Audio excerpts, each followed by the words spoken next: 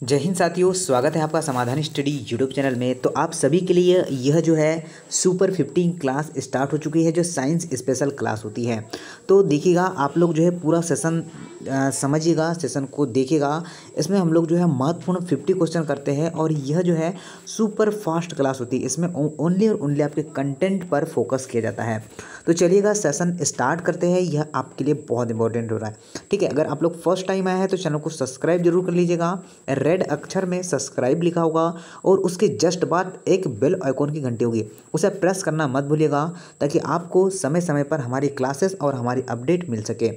देखिएगा, पहला question start हो रहा है आपका। ये पूछा गया है कि दूरदृष्टि से पीड़ित व्यक्ति को कठिनाई होती है पास की वस्तु स्पष्ट देखने में, दूर की वस्तु स्पष्ट देखने में, दूर व पास दोनों की वस्तु देखने में, या इनमें से सभी। क्या उपयुक्त सभी आपने आंसर लगाया? ये गलत होगा आपका राइट आंसर होगा ऑप्शन नंबर ए। जो जिन्होंने ए सोचा है, नीचे कमेंट्स बॉक्स में आपको कमेंट्स करना है आपके, कि आपने कितना कमेंट्स किया है, ठीक है ना। देखिएगा,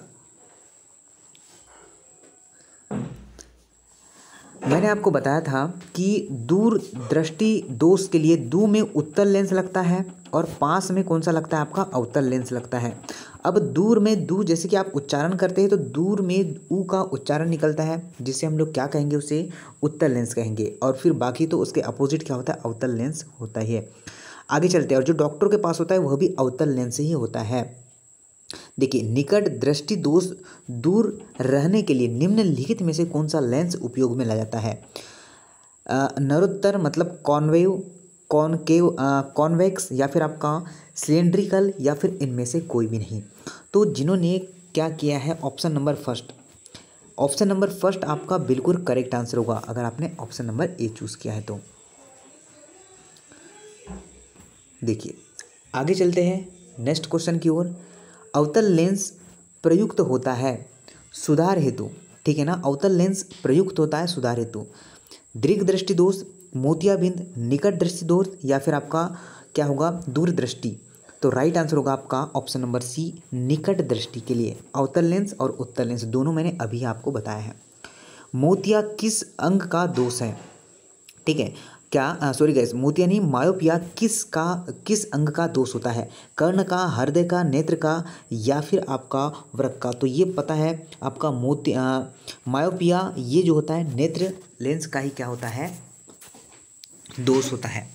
चलिए आगे चलते हैं हम लोग नेक्स्ट क्वेश्चन की ओर, देखते हैं क्या है। नेक्स्ट आपके स्क्रीन पर देखते हैं कौन सा क्वेश्चन आ रहा है। क्वेश्चन है कि कारण बट रोग है गेहूं फसल का, जौर फसल का, बाजरा फसल का, ज्वार फसल का। क्या राइट आंसर होगा? ऑप्शन नंबर ए अगर आपने चूज किया है गेहूं फसल का, तो बिल्कुल सही आंसर होगा। क्या होगा? गेहूं फसल इज द राइट आंसर। चलिए बढ़ते हैं अब आगे, देखते हैं नेक्स्ट क्वेश्चन क्या है। आपके स्क्रीन पर है कि मनुष्य के अंगों में से कौन सा हानिकारक विकिरणों में से सबसे कम संग्रहण अंग है? हृदय, आँख, मस्तिष्क, या फिर फेफड़े? तो राइट आंसर क्या होगा आपका? मस्तिष्क इसका बिल्कुल करेक्ट आंसर होगा। क्या होगा? अगर आपने मस्तिष्क चूज किया है तो आपने बिल्कुल सही आंसर चूज किया होगा। नेक्स्ट देखिए, मस्तिष्क तथा मेरुरज्जु पर चढ़ी झिल्ली में सूजन आ जाने से होने वाला रोग है। तो इससे कौन सा रोग होता है? पैरालिसिस होता है, ल्यूकोमिया होता है, या फिर आपका होगा स्क्लेरोसिस होगा, या फिर आपका ऑप्शन नंबर डी दिया है मेनिंजाइटिस होगा। तो देखिएगा क्या आंसर होगा, मैं आपको बता दूं। यहाँ पर आपका आंसर होगा ऑप्शन नंबर डी। क्या होगा? Option number D. अगर आपने प्रयास किया है मेनिंजाइटिस तो बिल्कुल सही आंसर किया होगा। देखिए नेक्स्ट है आपका कि यदि आँख का लेंस अपारदर्शी हो जाए तो आँखों का रोग कहाँ जाता है?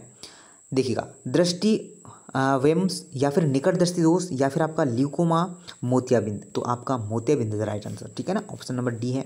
आज पूरे लेंस के क्वेश्चन आएंगे, आपको ऐसा लग रहा है, पर यहाँ पर हर क्वेश्चन आपको आपके सामने होगा। सेरिबरम पल्सी एक मस्तिष्क संबंधी विकार है जो सामान्यतः कहा जाता है ड्रग नेसेडियो में, या फिर आपका वृद्धियों में, बच्चों में, वृद्धों में, या फिर बच्चों में, या केवल महिलाओं में। तो यह पाया जाता है ओनली और ओनली छोटों बच्चों में। तो ऑप्शन नंबर क्या होगा आपका सी इसका बिल्कुल करेक्ट आंसर है। आगे देखते हैं नेक्स्ट क्वेश्चन क्या है आपके स्क्रीन पर। क्वेश्चन पूछा गया है कि कौन सा भाग नेत्रदान में प्रयुक्त होता है। क्या पूछा गया है कि कौन सा भाग नेत्रदान में प्रयोग किया जाता है, कार्निया, रेटिना, पूरा आँख या फिर आपका नेत्र लेंस। तो अगर आपने चूज़ किया है कार्निया तो बिल्कुल सही होगा। जो आँखों का काला वाला भाग है ना, जो कार्निया हम लोग क्या करते हैं उसे दान करते हैं। देखिएगा नेक्स्ट पूछा गया है कि अस्पताल में निम्नलिखित में से किस विभाग में कैथ लैंप होगी। शल्य चिकित्सा विभाग में, आपका पैथोलॉजी विभाग में, कार्डियोलॉजी विभाग में या फिर आपका न्यूक्लियर मेडिसिन विभाग में। क्या होगा अगर आपने चूज़ किया है कार्डियोलॉजी विभाग में तो बिल्कुल सही आंसर चूज़ किया है। क्या होगा सी इज़ अ राइट आंसर। चलिए एलिसा टेस्ट तो ये तो पता है आपको, एड्स के लिए एलिसा टेस्ट हम लोग करते हैं, ये मैंने बहुत बार आपको बता चुका है, ठीक है ना। एलिसा टेस्ट तो ये गलती बिल्कुल ना करें आप लोग। चलिए ये तो पता है आपको, आगे चलते हैं। देखिए नेक्स्ट क्या है, आपसे पूछा है अल्जाइमर रोग में मानव शरीर का कौन सा अंग प्रभावित होता है। मस्तिष्क, फेफड़े, कान या फिर आपका वृक्क। तो क्या प्रभावित होता है, तो अगर आपने चूज़ किया है मस्तिष्क तो बिल्कुल सही आंसर होगा। क्या होगा मस्तिष्क इज अ राइट आंसर। आगे चलते हैं। अल्जाइमर रोग मानव शरीर के कौन से अंग प्रभावित करता है, तो ये प्रभावित करता है आपके मस्तिष्क को, ठीक है ना। ये मस्तिष्क आपका बिल्कुल सही आंसर होगा, जो ऊपर आपने ये डबल क्वेश्चन रिपीट हो चुका है। देखिएगा आगे चलते हैं। आपसे पूछा है कि निम्नलिखित में से किस पुष्टिकरण हेतु विडॉल टेस्ट, ठीक है। तो विडॉल टेस्ट क्या टाइफाइड से, हैजे से, तो इसका तो आपको नीचे कमेंट्स बॉक्स में कमेंट्स करना है। देखते हैं क्या मैंने पढ़ाया है आपको, तो कितना स्टूडेंट जो है इसका आंसर सही करता है, ठीक है ना। चलिए आगे चलते हैं। पूछा गया आपसे क्या क्वेश्चन पूछा गया है कि ईईजी किस मतलब इसकी जो रोग होता है वो क्या कहाँ होता है, निम्नलिखित में कौन सी क्रिया जो है रिकॉर्ड हेतु ईईजी किया जाता है। आपका ऑप्शन नंबर सी सही है, ठीक है ना। ब्रेन के लिए, किसके लिए, ब्रेन के लिए, इसका ये राइट आंसर होगा। देखिए आगे चलते हैं। एलिसा टेस्ट एड्स के लिए होता है, एलिसा टेस्ट ये तो बता दिया मैंने। आगे चलते हैं। अब निम्नलिखित मानव शरीर के भीतर भागों में रोगों की पहचान की जाती है। एंडोस्पोर द्वारा, कार्डियोग्राफ द्वारा, जायरो स्कोप द्वारा या फिर आपका क्रिस्टोग्राफ द्वारा। क्या आंसर होगा आपका ऑप्शन नंबर ए इंडोस्कोप द्वारा। क्या होगा इंडोस्कोप, अगर आपने आंसर किया है तो बिल्कुल करेक्ट आंसर होगा आपका। देखिए नेक्स्ट देखते हैं कि डॉक्टरों द्वारा रोगी व्यक्ति के पेट की आंतरिक परीक्षा हेतु प्रयोग एंडोस्पोर प्रकाश के प्रकीर्णन पर निर्भर करता है, परावर्तन पर निर्भर करता है, अपवर्तन पर निर्भर करता है या फिर यह पूर्ण आंतरिक प्रभाव पर जो है निर्भर करता है। तो पूर्ण आंतरिक परावर्तन इज अ राइट आंसर, ठीक है ना, ये इस पर ही निर्भर करता है। देखिएगा आगे देखते हैं कि आपका गति प्रेरक पेसमेकर का क्या कार्य होता है। पेसमेकर का वर्क क्या होता है, यह हृदय स्पंदन को नियंत्रित करता है, यह हृदय स्पंदन को कम करता है, यह हृदय स्पंदन को बढ़ा देता है, कि यह हृदय स्पंदन में रुधिर प्रवाह क्या करता है त्वरित करता है। तो ये क्या करता है आपका, यह हृदय स्पंदन को नियंत्रित करता है। इसका राइट आंसर होगा ऑप्शन नंबर ए, जो ऑलमोस्ट आप लोगों ने सही कर ही लिया होगा। चलिए बीमारी का पता लगाने यंत्र MRI का मतलब क्या होता है। चुंबकीय MRI का फुल फॉर्म ही पूछा आपको। देखिएगा ये थोड़ा बढ़िया क्वेश्चन है जो आपको आया है, मैं इसका फुल फॉर्म ही बता देता हूँ आपको। क्या होता है आपका, होता है चुंबकीय, क्या होता है इसका फुल फॉर्म, इसे नोट कर लीजिएगा आप लोग। चुंबकीय रेजोनेंस चित्रीकरण इसका बिल्कुल सही आंसर होगा, ठीक है ना, ऑप्शन नंबर सी होगा। आगे चलते हैं। नेक्स्ट देखते हैं MRI निम्नलिखित में से क्या है। तो MRI अभी मैंने बताया आपको, और क्या आप लोगों ने सही किया, मैग्नेटिक होगा, रेंजन इमेजिंग इसका बिल्कुल सही होगा। देखिए आगे चलते हैं। कुट दिया हुआ है अग्रलिखित व्यवसाय में लगे व्यक्तियों में से कौन सा व्यक्तियों को अपनी कोशिकाओं के DNA में स्थायी परिवर्तन का खतरा रहता है।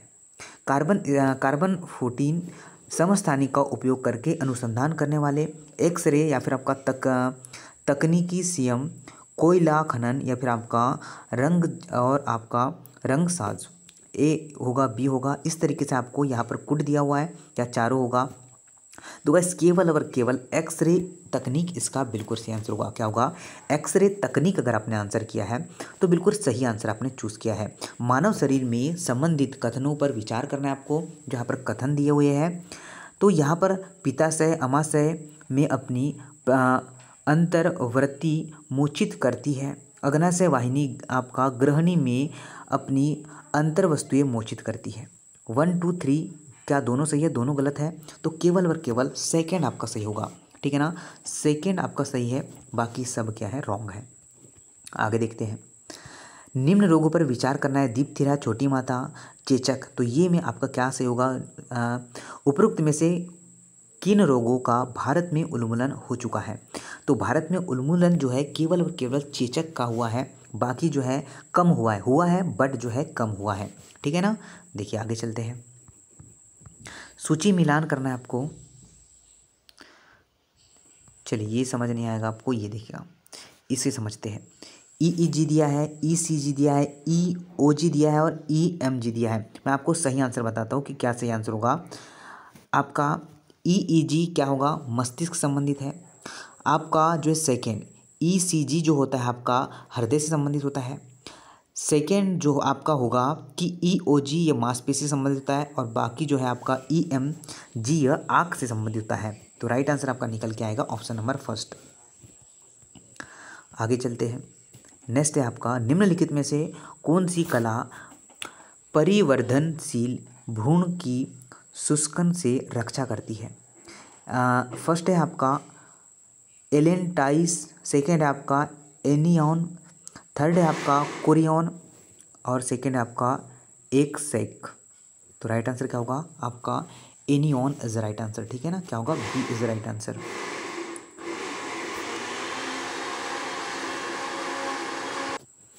ये था आपका महत्वपूर्ण सेशन, ठीक है। इसके बाद जो है नेक्स्ट वाला हम लोग कल करेंगे। ये सुपर 50 क्लास आपके लिए इंपॉर्टेंट है, आप लोग देखा करें। अगर आप लोग को अच्छी लगेगी तो एक लाइक ज़रूर कीजिएगा और सेशन को शेयर कीजिएगा, ठीक है। जय हिंद, मिलते हैं नेक्स्ट टाइम।